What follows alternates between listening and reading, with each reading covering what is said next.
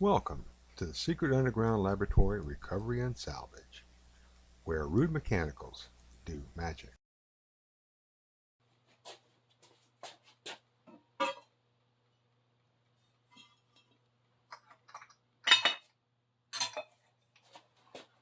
Hello, I'm Bronze Age, Director of the Secret Underground Laboratory Recovery and Salvage.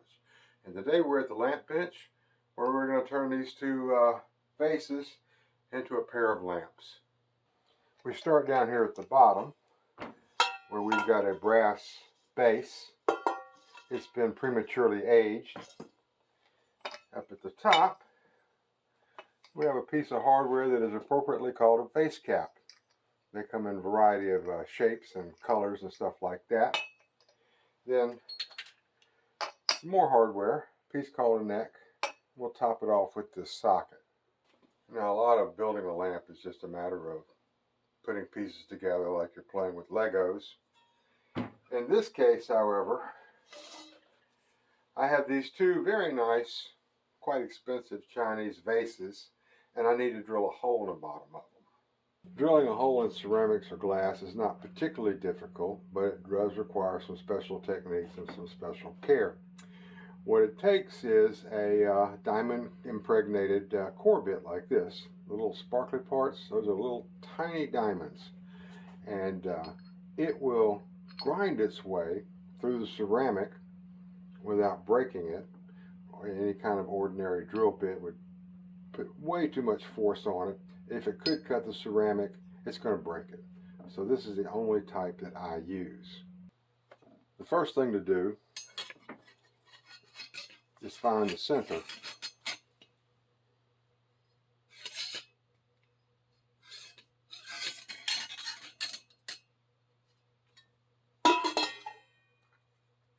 We're at the Packard Precision 12-speed drill press, and I have to set it up for drilling the hole.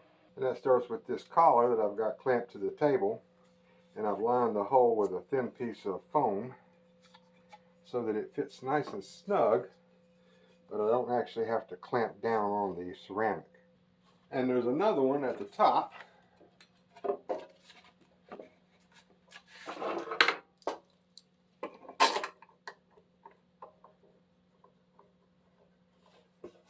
Now there's two critical points. First, the only motion I can have here is the drill bit going up and down. If the jug moves to the side or tilts, it's going to break, and that would be very bad. The second critical point is these diamonds are glued onto this bit with some kind of adhesive that doesn't like heat. So if it gets hot, all those little diamonds will just wash right off of it, and you've got nothing but just a common piece of steel pipe. So to take care of that problem, to keep it cool, I fill this little depression up with water, and that will keep the bit cool as it's turning. Now we're set for 800 RPM, which is the manufacturer's recommended speed for this size drill bit, and we're going to do this.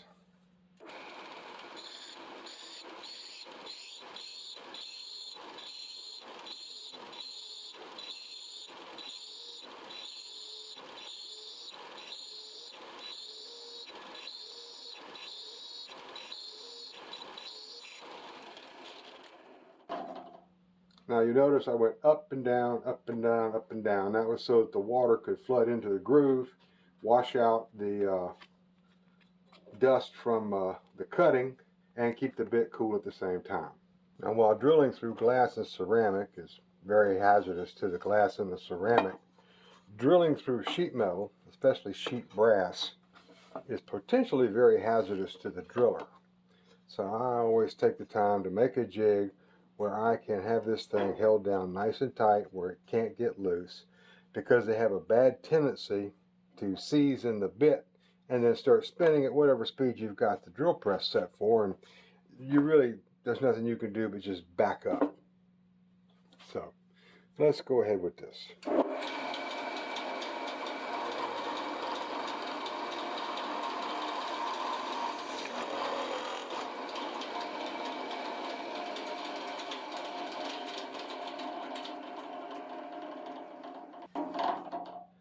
And here you can see the long shavings. That would get wrapped around the drill bit and then just pull this thing in, and you totally lose control of it if you don't have it clamped down nice and tight. Now when you have a pair of machined parts like these vase caps, they're going to be identical in almost every way that you can measure them. But a pair of ceramic lamps will never be exactly the same size. Now to compensate for that, I've made these little wooden pieces, painted the edges white so they won't show, and one of them is just a little thicker than the other so that it will hold both of these caps at the same height. Now we start with a piece of threaded lamp pipe 36 inches long. Now I need to cut this to the proper length, and measuring it with a tape measure or whatever else you got around is simply not a practical way to do it. So what I'm going to do is basically pre-assemble everything, and then I'm going to mark it, because this is the measure it never, mark it once, cut it once technique. Now I carefully stack all the pieces on the pipe.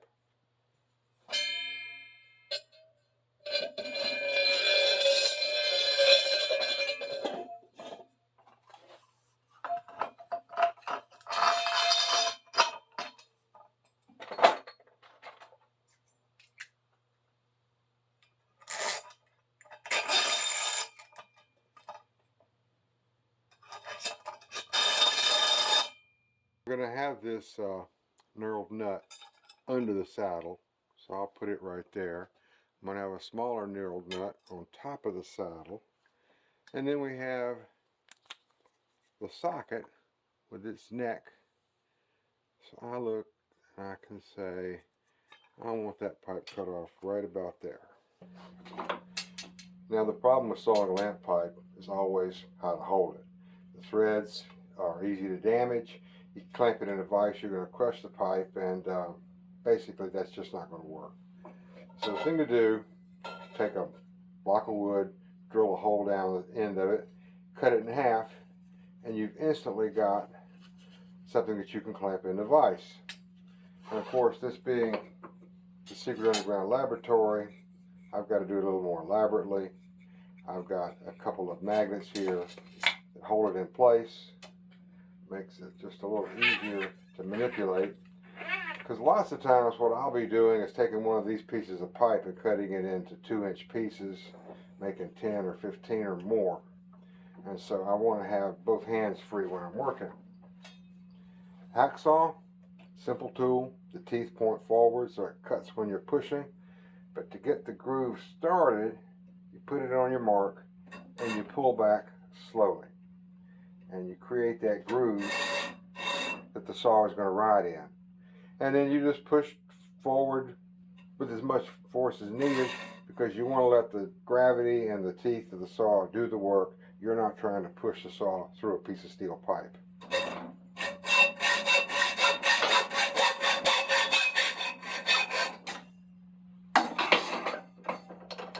Now this leaves a pretty ragged edge, not pretty at all. So the solution to that, take one of these big flat files, pull it down, and that gets it even on the end. Then you hold it at an angle and rotate it as you pull it backwards, and that will take off all the shavings and the slivers, the sharp edges, and when you go to screw a nut down on top of that, it'll go on without any trouble. This is Dimmy, the sad little lamp. Dimmy's only purpose in life is to demonstrate the proper structure of a lamp. It starts down here at the bottom where the pipe is fastened tightly to the base. Got a nut above it and a nut below it, so it can't turn. And the socket at the top also has a nut below it, so that the pipe, the socket, and the base all are together and they can't turn. Now, all the stuff in between is going to be strictly ornamental. And all we want out of it is it doesn't come loose, it can't turn by itself, and it doesn't rattle. There are some lamps which are not proper lamps, where they stack up glass, ceramic, or pipe or something, and then they use the socket to try and squeeze that down and hold it tight, which it never does for very long. Ends up with the socket turning. Somebody comes back and says, oh, I don't like that. They start twisting the socket, and that twists the cord inside the pipe, and eventually it'll look something like that, and given enough time, something's going to break. And that's when people bring it to the laboratory and we fix it back right. So we're going to use the Dimmy principles of proper lamp structure on our Chinese vase lamp. Now the cord always comes out the back of the lamp, so I'm going to mark the base towards the front. And since my vase has a pattern that goes all the way around, I'm also going to mark the front. Because you'd be surprised how easy it is when you're paying attention to all the other details of putting it together, how to get things misaligned. And I've got this sharp hole here, so I've got a cord protector. This is a two-piece type. It's got a little nut that screws in on the back. Now do that now because it's a lot easier before I put the lamp together than after. Before I put the nuts on the pipe, I always use this blue thread lock.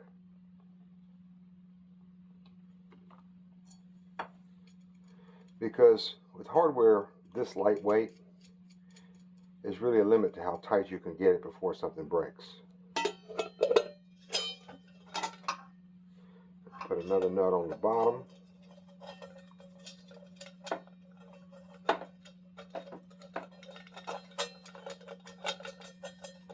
And I have another cord protector.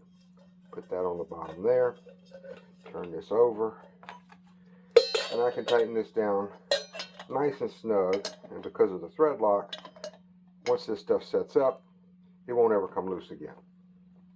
Now before I put the vase on the base, I'm going to run a very thin bead of clear silicone around the inside. I want to try and keep it to the inside so that it doesn't ooze out and then I have to clean it up later.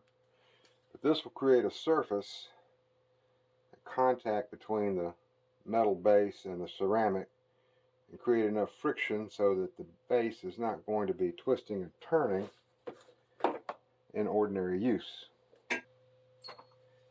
Now this is when it's easy to forget where your front is, which was the whole point of marking it.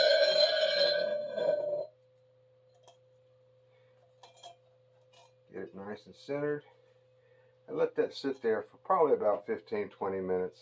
That silicone will cure and we can keep going. Now I put a few dabs of silicone inside here for the same reason. Put in my spacer and a few spots on the inside of the vase cap as well. Again, this has nothing to do with the structure of the lamp. I just want to keep all these pieces in place and prevent them from rattling. And if you ever have to work with one of these and you get it down in a hole like that, a rare earth magnet is real good for pulling them out. Because this piece itself is actually a piece of sheet steel that's been brass plated. Now I've got a piece called a neck and a check ring, and its purpose is to keep the bottom of the neck centered on the pipe. And a knurled nut, I tighten down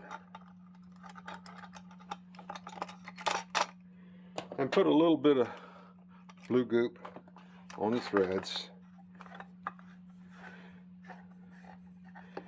And again, I'm not going to compress this urn or vase any more than I have to, but there's a lot of flex in this cap. I want to make sure that I take all that out, but you can see I'm only going down finger tight. That blue goop is going to keep that thing nice and tight. Then the harp saddle, and a little bit more goop, and a smaller knurled nut. And this one I've got to get tight, because its job is to keep the harp saddle lined up. I want to get it down as tight as I possibly can because I'm bearing on this nut right here, not on the vase.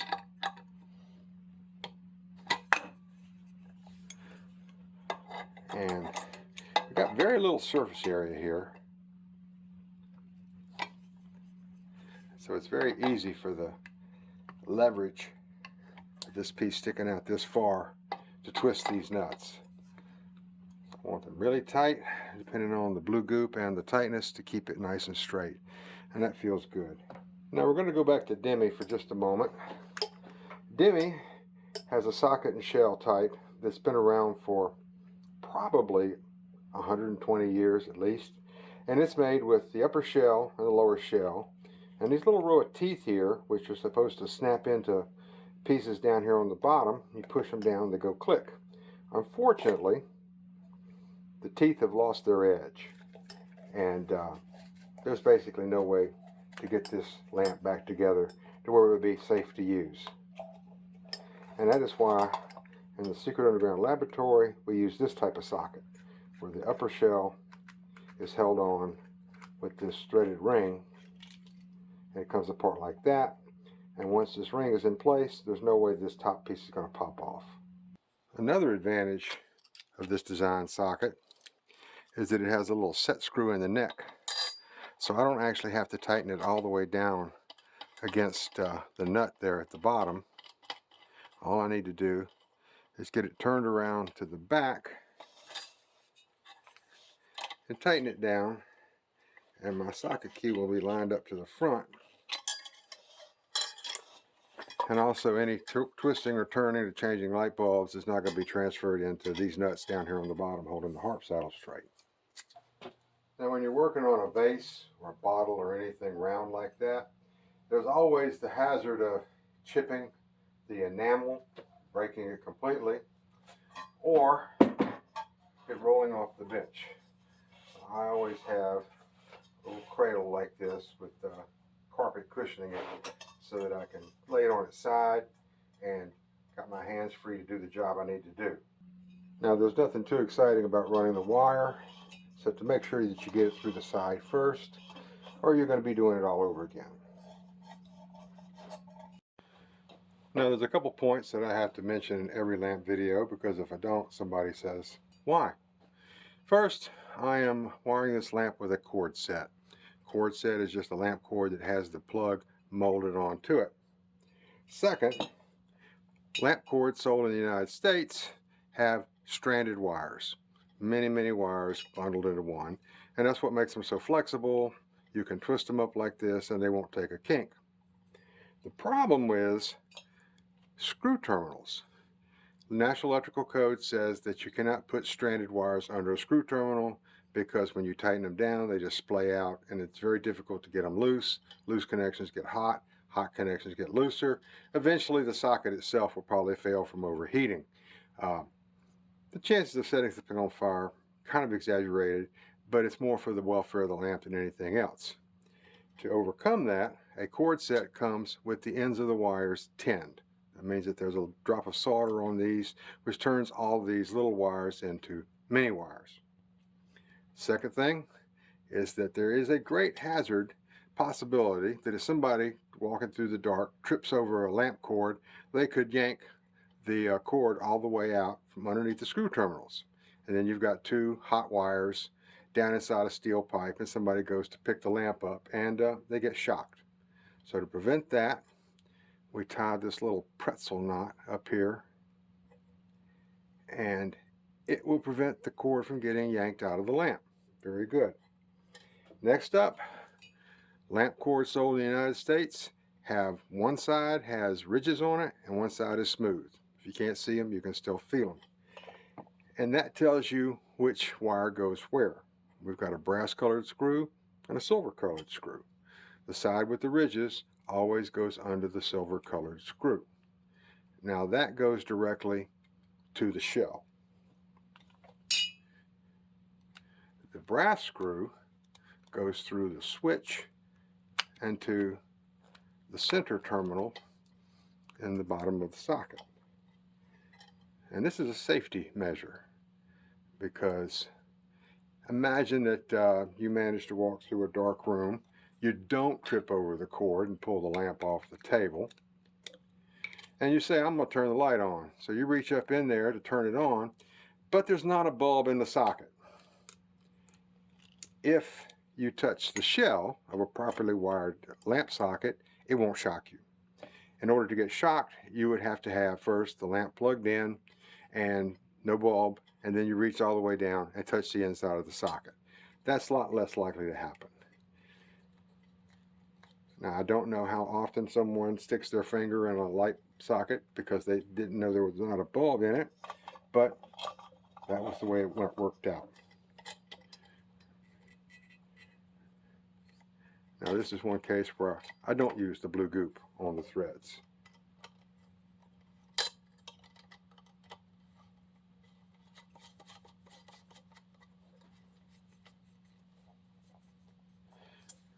There we have it.